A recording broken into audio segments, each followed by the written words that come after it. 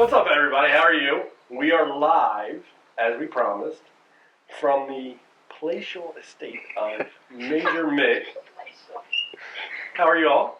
Doing good. We're here with Jess and Mitt, and we're going to talk about a little bit of everything tonight. We, as you may know or may not know, but you're going to know now, Mitt has a show coming up on January 28th. It's called Major Mitt. Music Man's a different breed. This was where I was scared. Music Man's a different breed. And we are going to talk about that and a little bit of everything else tonight. So, first of all, good evening, guys. Thank you both for doing this. Thank you guys. I know it's a Monday night. You got other things you can be doing, but thank you. So, Mitt, we'll start with you.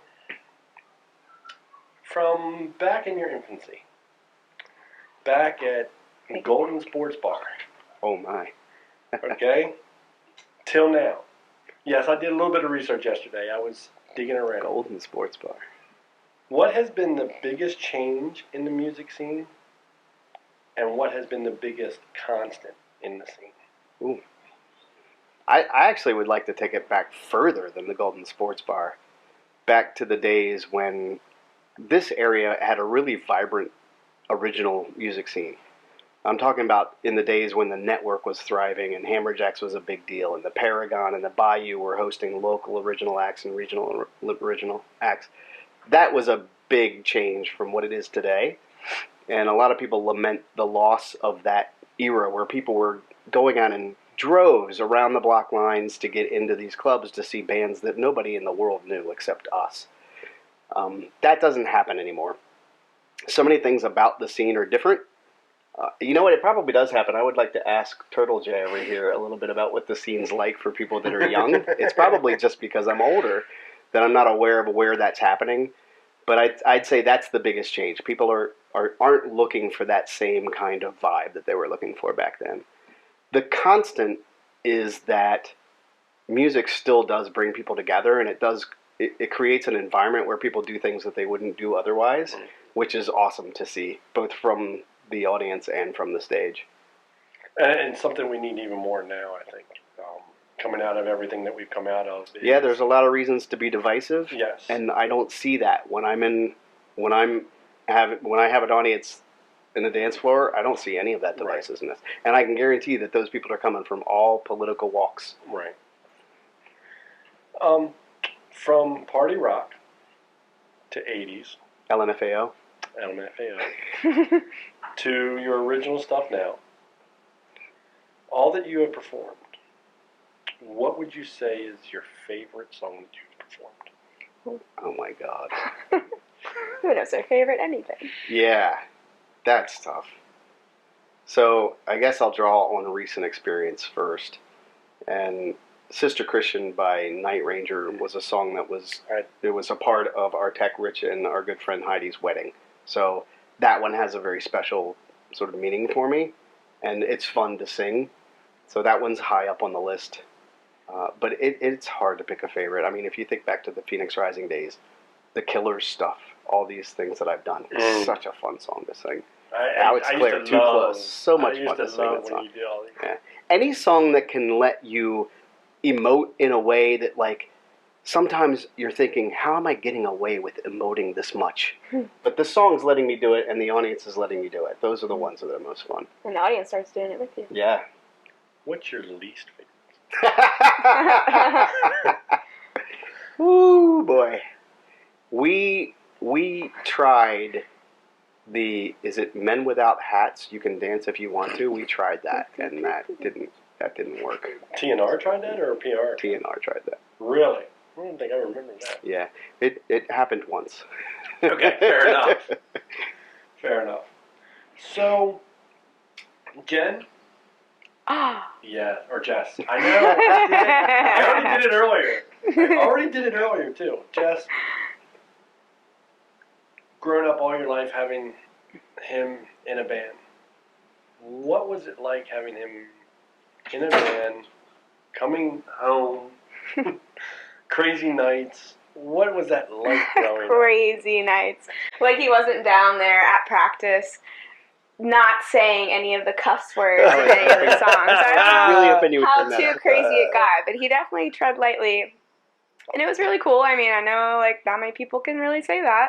Right. You know, their dad was practicing with his rock band in the basement on Wednesday nights or whatever it was. But I probably now can say that it was really cool having that Well, you also did, exposure.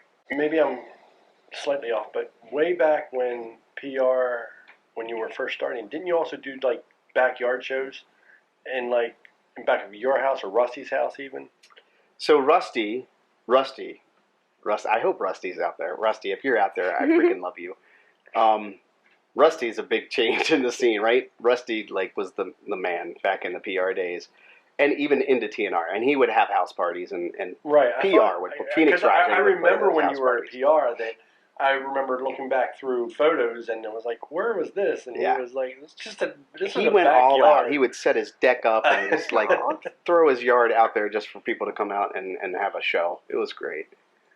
That's something you don't see a lot anymore either. I mean, even before that, like, growing up, you know, every family vacation, him and my Uncle Don, like, out with their guitars, there was always singing, playing music, so before an official band, it was always there. That's a beginning too, right? Yeah. I mean, if you go even further back Oh, really? beyond the Network and Hammerjacks days, it was, as a kid, we were always singing and playing guitar. Well, I wasn't playing guitar because I can't, but Well, you I was say that. singing. I've seen you with a guitar in your hand. I can Right. barely play I guitar. have seen you with a guitar in your hand. It shocked me when I saw it. He's Yeah. got a guitar.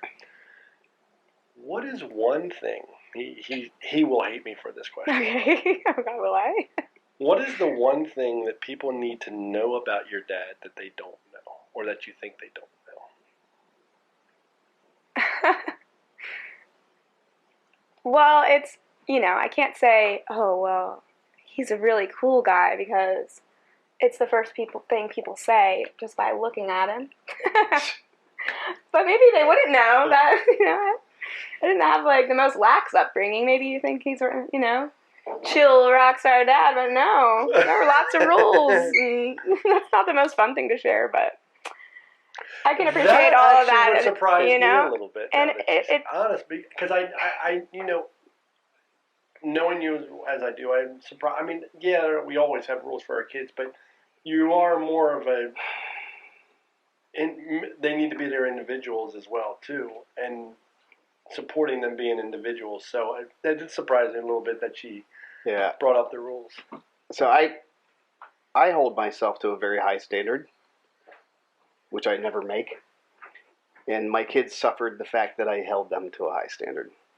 Well, I wouldn't say suffered for too long, because we're both doing all right, able to be on our own feet, and now the best part is we all get to have lots of fun together as adults. You guys do. Inappropriate fun, even, you know. So it all came around, and now I don't have to get grounded. Kicking butt.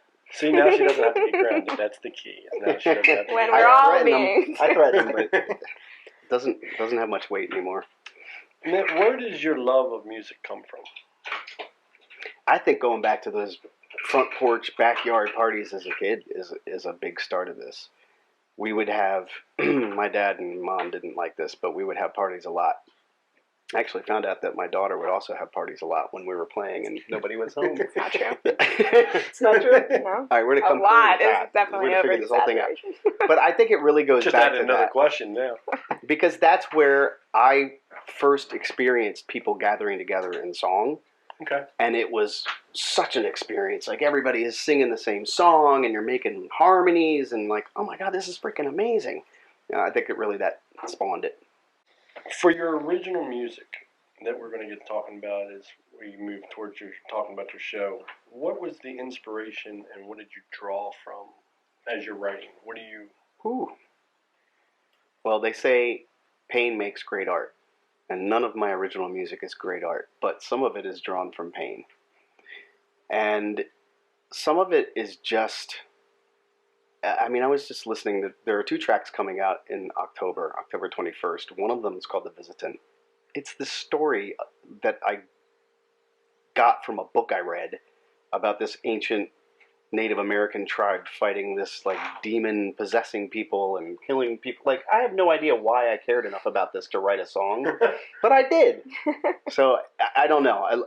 There are a lot of personal stories in the song, but there are a lot of stories that are just entertainment, and that's it. Okay. I know you as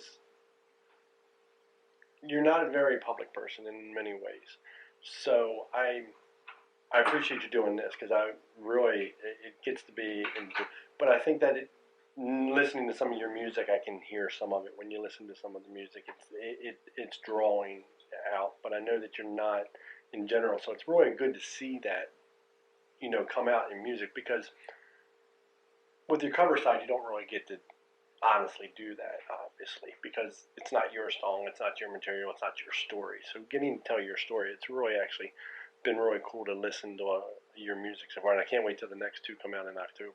Thank you. The only thing that I would add to that is I don't have the disdain for cover shows that some people do, because I lived through that music even though I didn't write it. And you're talking about favorite songs. One of the ones I'm thinking about right now, The End of the Night often will play Home Sweet Home by Motley Crue.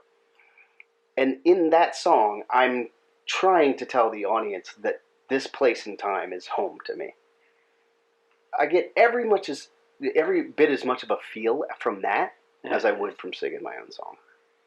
Well, and you do there have been moments that we have been with you through PR, through that, the moment, that song, though it was meant for a moment 20 years ago, where we are in that moment now, made that song mean something right then and there. I hope so. That'd be great. I'll go back. We had a hell of a day 2 years ago at the Plunge, and we had come to the Coop after the Plunge was over, and my wife was exhausted and she was beyond tired because she is the DD. She is my DD, and you just started out and you played Shout. And just some of the stuff we went through at the Plunge that day, and it was actually at the beginning sort of the pandemic issue, and everybody's like, you shouldn't have done this, and you heard crap about that, and this, that, and the other. And then you gave a shout out to us doing the Plunge and then played Shout. And that song, I love that song so much for so many reasons. And when you played it, it was just like, okay, he's playing it for now, and I don't know that you knew how much you were playing it for now. So I really, from the bottom of my heart, that moment alone, I truly appreciate amongst many others that you've done. Yeah, I hope that people experience that, and that particular song is a defiance song for me. This should be interesting, knowing you. What are some false perceptions that you think people have, or that you have heard that they have of you? Well, that I'm a cool dad. Hey, I didn't say it wasn't true.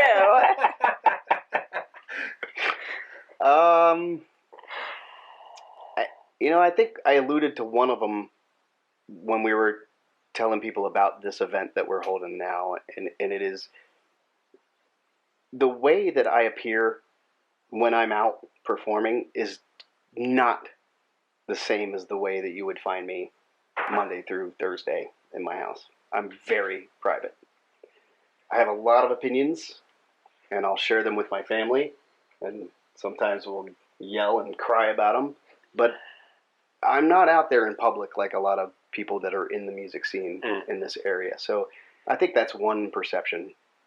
I've also been told that I am aloof and arrogant, and I would hope that that's not true.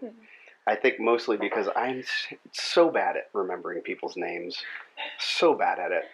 So if they come to me and I don't know that you're as bad as you think you are. Pretty bad at it. I don't know that you're as bad as you think you are, but okay. So I'm going to get in trouble for this one with my lovely wife. So the first time I ever saw you was at Stables in Westminster. Wow. Oh my. When you filled in for Core. Core couldn't play that night. Yeah. And so PR took the gig at Stables. And we were just starting seeing bands for the most part. We hadn't seen a whole bunch of them. And I had come off a baseball field from coaching 2 doubleheaders that day. And she's like, we're going to Stables. You need to go to Stables. I'm like, I don't even know who it is. And she goes, I don't care. We're going. And I'm like, all right, fine. And we got there, and she's like, this could be interesting. And I'm like, why? She goes, he seems offish. I kid you Right? not. Like standoff. Yes. Yeah. Yes. Yeah. She's like, now, all these years later, I know that that's not the case. But she's like, yeah, I don't know. And I'm like, well, you brought me here, so we're going to be here now. And she's like, and then you played Maroon 5. And I said, well, and you know my distaste for Maroon 5. Well, I think then you said if he plays Bruno Mars, we're out of here. We're out Right? of here. And the next song 5 years was Bruno. later. The next song was Bruno. But that was a first perception, and it's interesting that you see that. Was she was picking that up before the show, before we Yes. performed? Yeah. Yes. Yeah, so I get in my head a little bit before a show sometimes. I'm really not good at mingling before a show. I'm trying to get better at that because I know that's part of the thing people are looking for. Yeah, But it's hard for me. but see, I'll take that from both angles because being around the scene as much as we have been, you all have to get into that zone. And that zone is, nothing else but your zone in where you need to be. And it equates just as much to you as to anybody else. Athletes do the same thing. Athletes set themselves apart towards the beginning. So, again, she'll kill me for this, but that was just her perception of it, and without even ever knowing you or seeing you. And it was just interesting that you said that. Yeah. Now that you... Others have picked up on that as well. Interesting. Well, now we're going to talk about what we're really here to talk about, which is your show on the 28th at Rams Head Live. We're going to have a link to tickets on here. So, for those who don't know you, what should people know about this show? If you don't know me or the bands that I've been in, then I think really what this show is about that connection that music has to people, especially the connection music has to people that are in a group, right? There's nothing that I've experienced that's quite the same as a group of 100 or 2,000 people together experience the same music at the same time. Emotions are running through them. They're all having their own sort of thoughts about what it means to them, Right. but that's only going to happen that night. It's only going to be that experience one time. And this show is just a celebration of that. What prompted you to set up this show? Oh. Well, I have to get some credit to Greg Marsh, actually, because it's something, he helped me sort of figure out how do I get the music produced that I wanted to get produced. And the culmination of that is, well, should we do this live? And I was thinking, no, this should never be done live. And then I kind of, he gave me the confidence to try it. So that's where I am. And I'm excited for it. I can't wait to see the show. And there's more than one reason why Jess is here. She's not just here because she's your daughter. She's here because she's also in the show. Mm-hmm. So why don't we take a couple seconds or minutes or whatever it takes, and you tell us what you do as part of this show. Yeah, so I think we've determined that I'm kicking off the show. Okay. So I'll be starting off the night. And I guess to take it back on my experience with all that, about 7 years ago, I started hula hooping. Wow. Well, maybe you don't know that hula hooping has become this big craze. You can do all these sorts of crazy tricks. And there's a whole world related to that called flow arts. And I've picked up way too many other things like hula hoops at this point, so I can play with lots of different things. And my show is going to, be a a little few song kickoff of the night where I'll showcase a few of these different props and movement styles that I've been training over the last 5 to 7 years. And also, we'll be set to music kind of themed with the night, other songs that really mean things to me, I know mean things to him. And, not to take too much credit, but probably all the cool music that he found in the 2000s, I probably helped him find. Not to mention a few Fall Out Boy, Panic at the Disco, My Chemical Romance. Yeah. So it'll be a really fun little circus kind of themed movement extravaganza that will start the night. So I've seen the video that he has put up of you doing this. Folks, if you haven't seen this before, you need to see it. It's going to be something, total joy to be a part of it. You're not going to, nowhere else are you going to go to a music show ever. I don't care where you are, and you're going to get this into it in your music shows. So you really do need to get out to this. Again, tickets are going to be, a link to the tickets is going to be on here. So short of doing that with him, when might we be able to see you perform this outside of doing it with him? Right, so I don't have too many public things coming up in the near future. I do work with a team of other people that move with different kind of props like this. We also do fire, and that won't be included in this show, but other things that like light up. I mean, unless we get the okay from Ram's head, but Great White Show. It's a lot of But so with my team, before the band even gets along, right. We're known as Kinetic Spinners, and we've been booking lots of kind of private backyard shows. So there have been birthday parties, retirement parties, and people bring us out to kind of put on little shows like this in their backyards and whatnot, weddings. So we've had a lot of that. Most of that thing is private, but when we do get public things, you can reach out to me online at Turtljay. When's Field of Scream start up? Well, that's no flow involved, but it's been going. If you know Field of Screams in Albany, Maryland, I'm doing airbrush makeup with them now, and I will be spooky acting after my shifts. So you can catch me there. You probably won't recognize me, but that's a new thing I'm doing this year. And you also, and I apologize, don't have one on, but I have two lovely shirts that you have made for me, for my wife, for my birthday. Talk a little bit about that too, I think. Sure. So we had all this time in the pandemic, right? And I finally released my brand called Turtljay Way. I've been tie-dyeing several years now, and I finally made a outlet for that, for people to contact me for things. So I do all sorts of crazy dyes.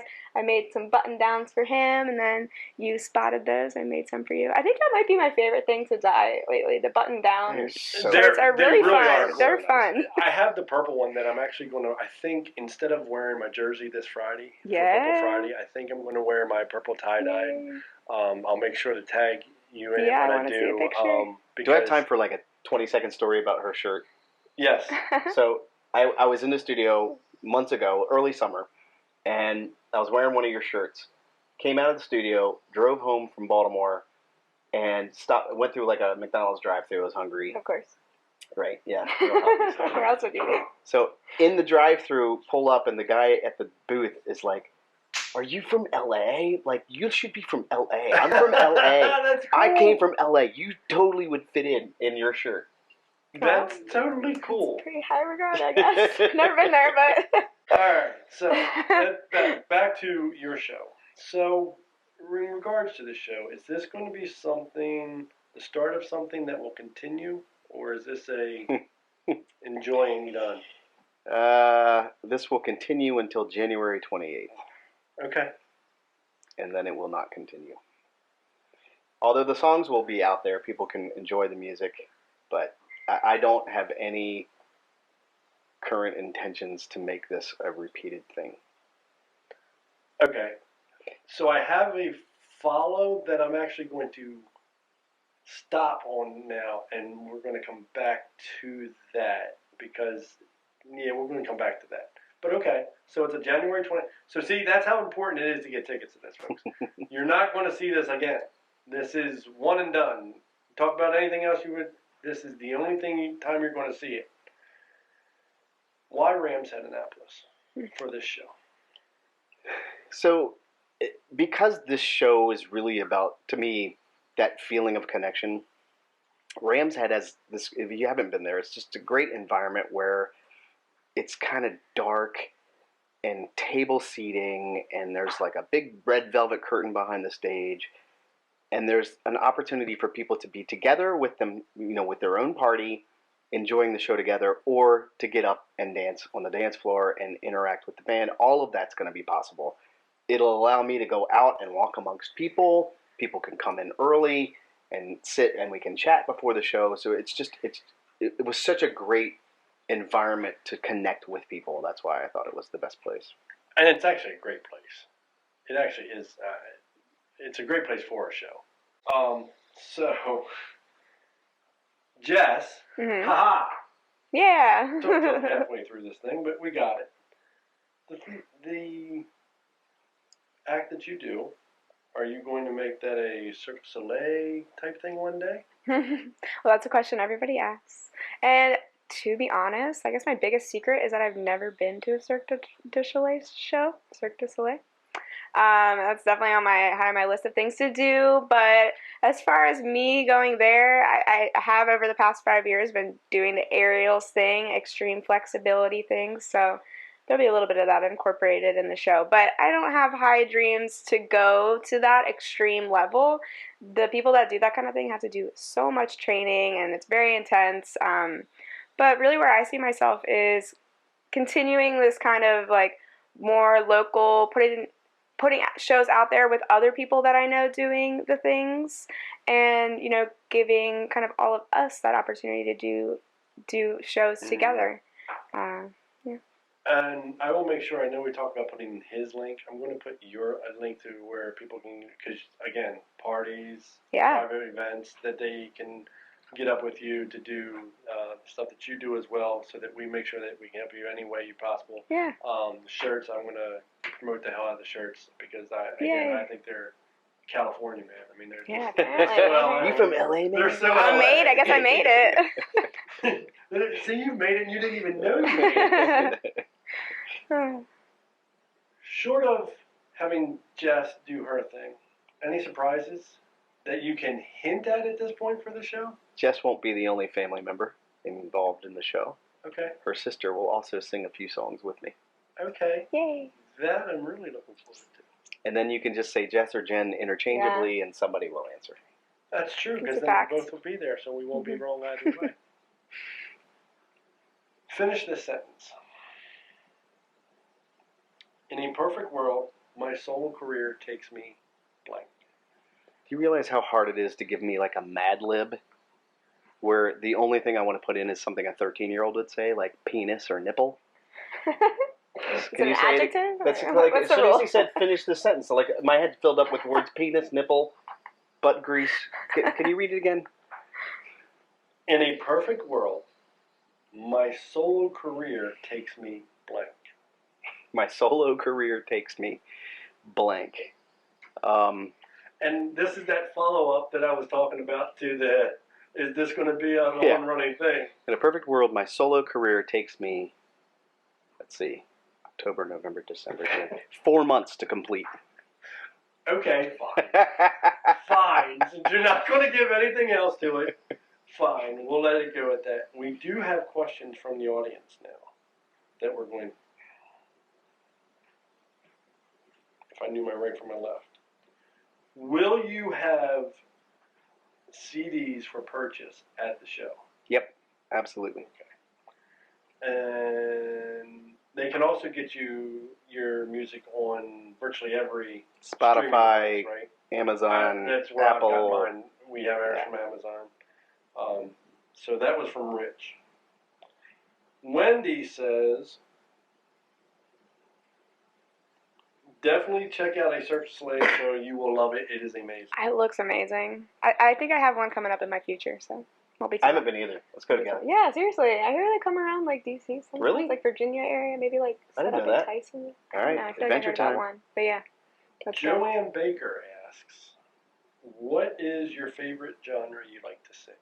That's actually a good question. That's actually Well, real good. so Jessica alluded to the fact that she introduced me to all the cool songs back when Phoenix What's Rising. that genre, Dad? That genre is emo. He knew it.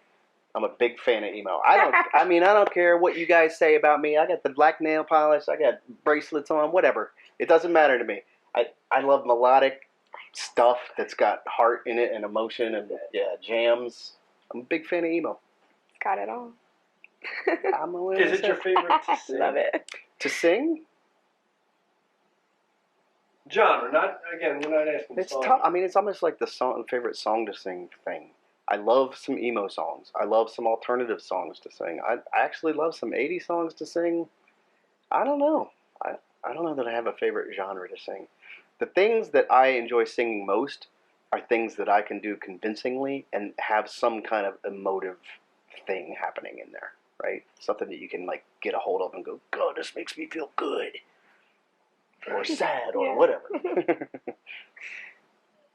What were your influences growing up in music? So I had older brothers who they had all the albums, of the time, and like I didn't know any of these bands, but I would like take their albums down to my room and listen to them. Sounds familiar. Yeah. Did Jessica do that to you? Or Jennifer do that to you? There's a baby picture of me and the CDs. Oh, yes. In your Yeah, CDs. I used to organize my CDs alphabetically, and this one would take them all apart. Well, Anyway, like I would just, like for some reason, Buffalo Springfield, I don't even know who that is, but that apparently was like a 70s rock guy. I don't know. Apparently Double D's knows him because he's behind the camera freaking out right now. Never heard of them. And I don't even know any of their songs anymore. But like the Who and the Beatles and Zeppelin and all that stuff. And I would just like pull their albums out and start listening to them, and all of that stuff started. I connected to it, and then when I was young and started figuring out I like singing, Paul Rogers for some reason from Bad Company, like his stuff. I was like, oh, I like to sing that stuff. So he was like a really early influence. Phil Collins, Elton John. Those were another couple early influences for me. Now we're getting some questions. If inspired with new ideas, would you consider writing a second album? If so, would it be similar to this album as it goes away from me? Or would it take a different direction? Well, to answer the first part of the question, sure. In fact, there's a lot of material that I have that I didn't put in this release because, do the ones that I can do for now. So there's enough to start on, and if new ideas come and I feel like writing them, I would do it again. I have to be honest though. This is a project that, like, it's a considerable investment. Mm-hmm. Like to get to January 28th is about $25,000. Okay. So, and we'll see. Okay. This is a fun question, actually. When you need to let out emotion, scream out in the car, whatever, what is the song that you need to listen to do that? That is a great question. As a matter of fact, I'm going to put that to both of you. Oh, God. You have an answer for this all ready to go on the tip of your tongue? I mean, I have a few that I need to decide which one. You start. You go, I'm not really sure about this. Okay, mine is Pardon Me by Incubus. Okay.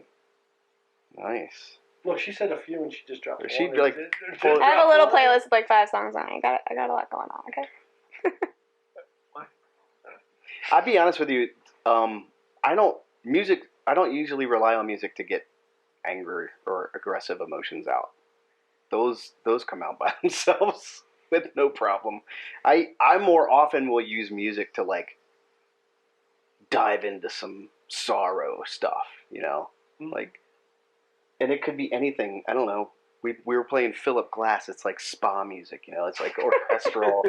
Like it doesn't even have to be genres that people are listening to. It just has to be something that I can connect to. Turn it into a screamo song. You could. Pull it from my Valentine versions of Philip Glass song. That would be great.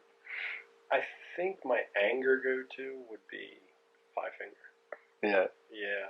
Anything Five Finger is just, Ooh, Breaking Benjamin. For aggression for me, it's Breaking Benjamin. That's a good one. That is true. Yeah. I doubt anyone knows who Philip Glass is. You're right. But go look Philip Glass up. I tell you, man, coffee on a Saturday morning with some Philip Glass playing, it feels like I'm in a spa waiting for a massage. It's great. I mean, maybe not surprising, but what's your like Christmas music? Like, not the Trans-Siberian Orchestra. There's like, with like the chorale singers and like with the strings, deep- Tchaikovsky, the deep singing.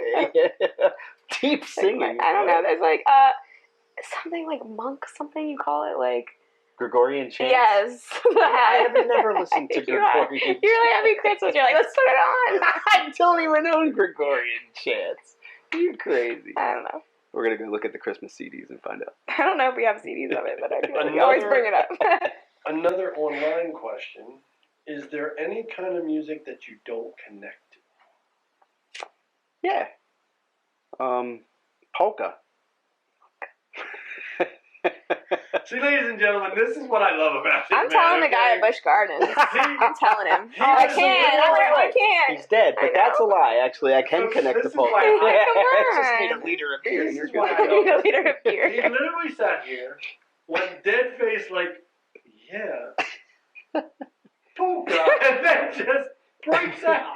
I mean, everybody has their like, I hate rap or I hate country, and I don't know that I have that. Really? I don't. Well, I've heard you play just about everything.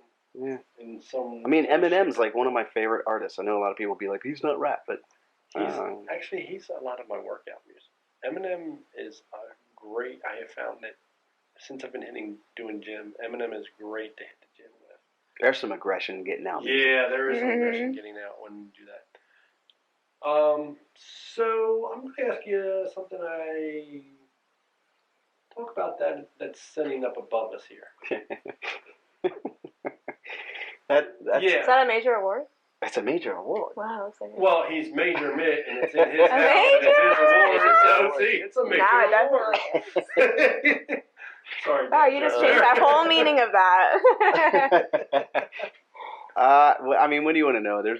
That's a funny story to me, actually. Okay. The fact that it's on the wall is like, it's half serious and half a joke. But the award was, it was the Maryland Music Award for Best Cover Artist, I believe, one year, for The New Romance. The New Romance won that award. And the funny part of that award is that when we went there, and we all got called up to the podium to, receive our award or whatever. But as they were announcing it, they had, I guess it was Kirk and I don't know who else was there. Maybe Sarah Fleischer. I don't know. But they were like, there's a lot of bands that play songs, they're not original songs, they're cover songs, and those bands are good too. And it was like this apologetic announcement of, here we're going to announce an award for people that just play cover songs. Like, we're sorry, everybody, here's the consolation prize award, which I thought was hilarious. But it was an honor to get it because there were a lot of really good cover bands out there right now, because that is the market today. And it's the fact that we pulled that off. I was really honored by that. So I know we kind of touched on this, but we have a question from the live feed. What is your favorite 80s song to sing? And I know we talked about Sister Christian. Yeah. I mean, there's so many good ones. It's funny writing sets because we have too much music to put into one show. So most of the time I'm writing a set by looking at the songs that we haven't done for a while and figuring out, how do I work these in? And then there are the songs that are there every time because you have to do them, because people just, if you're an 80s tribute act, you have to do Pour Some Sugar on Me or something like that. So favorite 80s songs, I don't know, man. This is such a hard question. It's ridiculously hard. There's so many good ones. Some that we don't sing a lot. Shout actually is one of them, right? Tears for Fears is one of those bands that I feel like I connect to for some reason, like the way they sing. Mm-hmm. I feel like that's something that is easy enough for me to do. It's similar to my style, I guess. So that's definitely a fun one. Poppy 80s, and this is not off of there, this is poppy 80s or hair 80s? Or let me throw into the mix, Euro trash 80s. So, remember? Yes. You would hate on me as a child for liking some 80s music, and look at him now. Euro trash 80s. Yeah, so reluctantly, I sing a lot of Euro trash 80s. I lean toward hair But that sounded weird. I lean toward the hair bands, because when I was young, when I was in my late teens and 20s, I had, I was the long-haired guy singing in a rock band, playing Motley Crue and Dokken and stuff, and so that stuff's very much inside of me. But it doesn't mean I don't love doing, Footloose and Everybody Wants to Rule the World, and like there's some great, great pop songs from the '80s. Well, going back to what we've talked about before there too, about what's changed in the scene. Scene doesn't take the harder stuff as much anymore, though. Yeah, you think back to what was playing in the Paragon and Hammerjacks. You could play anything heavy, and it was like, dude, that was awesome. Now you play stuff heavy, and you're like, what are you doing? Well, another thing to think about, if you're talking about the change in the scene, right? Look at where we're playing today compared to where we were playing. You're playing restaurants. 25 years. Right. You're playing sports bars, Right. Right. They're serving wings and nachos, and they happen to have a band also. Right. They don't want Anthrax. Right. They need somebody that's approachable. Right. And that's, you're right, because there are no, Painter's Mill. There's none of that anymore. I know that, there's talk of Hammerjacks reuniting, and I believe in some point in time that will happen. And when it does, then we'll see what happens with that. But you're right, it's a different, it's clubs, it's restaurants that, even to an even more extent, talking about setting up a set list, you have to set up a set list for, the first set is end of dinner time set. So what I can play versus what I can play later, and everybody goes, well, the band started soft, but it got hard. Well, yeah, that's because there were still people having family dinner, and so they had to play something a little bit closer to, where you didn't have to worry about that. You just got in the club and you started thrashing and letting it all go out, and Yeah, and that's one of the reasons. If you look at, like, a lot of bands are playing the same rooms that are these style rooms, but one of the things that we try to do with New Romance is to mix that up with concert style shows, like when we play the Ram's Head or Fillmore. Up in Philly. And those opportunities are a chance to really just have a concert, right? Mm-hmm. So you're not in a format that is made for a restaurant. You're in a format that's made for a concert. And you have more leadway as to what you can do. No offense, but there's no children mostly at those places, so you can play whatever you want. You can act as whatever you want. Well, I can tell you that I'm actually extremely looking forward to the show. I can't wait. And for someone who knows you, I think I will look at it from a different angle from this show, because I know you. I know a lot of where you're coming from with this. But for those who don't know you, you really do need to get out. I think it will be I've always said that I try to get people to come out to live music because they don't understand what this is all about. And I think you're right, that you'll be able to see what this is all about more if they come out to your show and they don't do music on a regular basis. People don't know how it's going to make them feel. Right. And then they get in it and they realize, why wasn't I doing this before? This makes me feel really good. Well, again, Major Mitt, Music Man, different breed. Got that right, yes. And Jess, we're going to have your link as well. I really appreciate both of you doing this. I appreciate, when your show came out and we started talking about it, and we're like, yes, let's do this. And I'm like, at your house? And you're like, originally I didn't think it. I was like, you're really, this is a different style for you, letting people in a little bit more. And when you said, because I thought originally you were talking about at Ram's Head before the show, and then you're like, yeah, at the house. I'm like, okay, sure, yeah. We'll do it at the house. And I wanted this to be personal. I wanted people to. Well, I'm told that there are still a couple of questions coming in. Okay.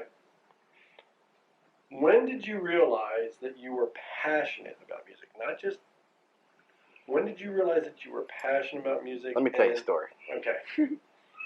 I like story time with Mitt. This is truly, like, this is the moment that I realized I didn't care what people thought of me. The best. My parents suffered a lot of parties, a lot of house parties. Like, there were a lot of house parties at their house. And there was one, my brother was having a party, Tom, and Michael Jackson's Thriller was being played. And I was like, this was new to me. Like, what is this? This is magical. And there's an entire house party of people drinking games, hanging out, chatting, whatever. And I'm over in another part of the living or the basement family room, just dancing like a complete maniac. I don't know how to dance. I didn't know how to dance then, but I was losing my mind, moving my body to this music. And one of my friends came over and was like, have you ever thought about just like chilling and being part of the party? And I realized at that moment that I apparently looked like I had lost my mind because I'm just a loon dancing in the family room. So that's when I realized, I don't care, man. This music thing does something to me. Right? Interesting. I love that started with dance and movement. Yeah. Very cool. And you can dance. You can dance. I've seen you dance. You can dance if you want to. No. I told you I don't like singing that song. Thank God, because I am really not a fan of that song. It was very personal, and it's something that I took serious because we've done this a million times. RCP's done this a million times in clubs where we got background noise and everything else. And when you said you want to do it this way, and if everybody could see everything that's involved with this, it's quite a bit.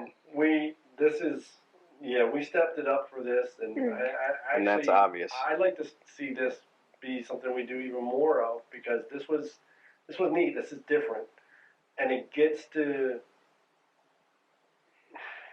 people to see why we started to get to know in the first place. Was we didn't want people to think that, oh, he looks kind of offish and he doesn't look like he's gonna.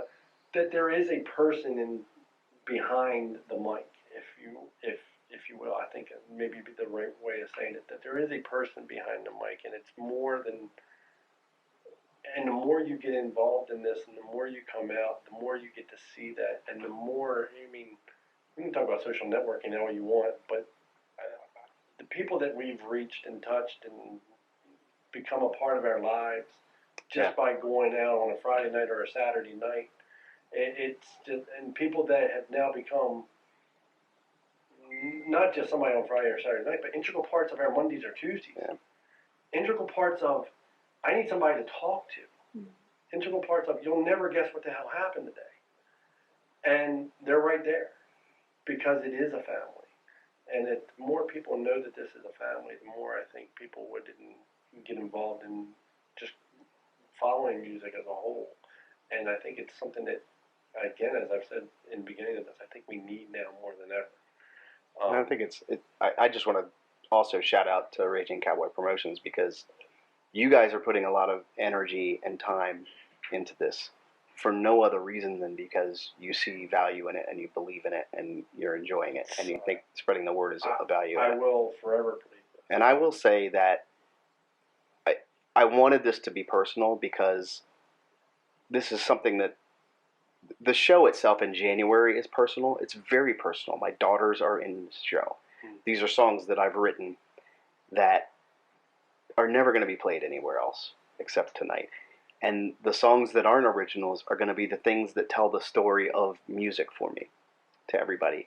But it also, what you said about the fact that there's a person behind the mic, that's just the other direction of the way I want this to feel for everybody in the room. That there's a person behind everybody in the audience. And the thing that I love the most about being on stage is when you make that connection. When you're having an experience with somebody personally, at that moment, like they're exuberant, right? They're euphoric, and you're sharing that with them. It's amazing. No other thing that I know of can give you that. Maybe religion. I don't know. That just seems weird. It's really a powerful thing. It is, and it's something that until I did it, I never knew. Had you told me 7-8 years ago when we started getting into music, just following bands, that we'd be where we are now and have some of the interactions just in life that we've had now because of it. I never would have believed it because I think that's part of where mine comes from. I had the attitude of, yeah, somebody just thinks they can sing and they go in a bar and they sing, and that's not the case. I mean, there are nights that I don't even come out to listen to music. I come out to be with friends. I come out. I could care less if you played Africa 25 freaking times. Oh, I think you would care. Well, I might, but if you played Weezer style, I mean, There we go. not quite as bad. But I mean, there are nights I don't even really come out from the music. I just go out because I know who's going to be there. I know that it's going to be a night just to let loose, and talk about whatever I can talk to, and be safe talking about it. And so it's always been a big part of why I want to do it. So get off Facebook and get out into the clubs. Let's see if we After have this. anything else. No, we do not have anything And else. where do you go? Where do the kids go, man? So, real quickly, we're going to wrap this up. Major Mint Music on Facebook, correct? Yep. You can get links there. You're going to get the link here. Can you go right to Ram's Head as well? Yep. Okay. If you go to the Ram's Head and just go down their calendar, January 28th, or search the name Music Man or Major Mitt. Folks, you're going to want to come out to this. Invite friends. For those of us in music and our friends with music, if you think you might have somebody that might like this show, but hasn't come out to music yet, this may be the thing to do. Again, you're going to have Jess involved, and that's not something you're going to see at any other local music show. I can just promise you beyond a shadow of doubt that what you're going to get to open this show is not going to be anything you're going to see anywhere else. Thanks, guys. This was a lot of fun. Check us out, Raging Cowboy Promotions. Check out Major Mint Music. Check RCP. Check out the new Romance. Turtljay. Turtljay. Matter of fact, next show TNR is? Next show is Twain's on October 9th. That's a Saturday, I believe. This coming The new Romance. This Yeah. coming Saturday. Wow, it's been a minute since I've seen you at Twain's. Yeah, it's been a minute since we've been to Twain's, Yeah, actually. It's been funny because it's been a lot of rooms was like, wow, we haven't been here in a long time, and all of a sudden we're there every 5 weeks. Right. I don't know. Well, you're at the Sad. Jetty again. You were just at the That's Jetty. And another you're at the Jetty example. in a couple weeks. Yeah. So yeah, it's like, all right, now let's do this again. All right, we are out. Joe, we are done. Bye, guys. Bye.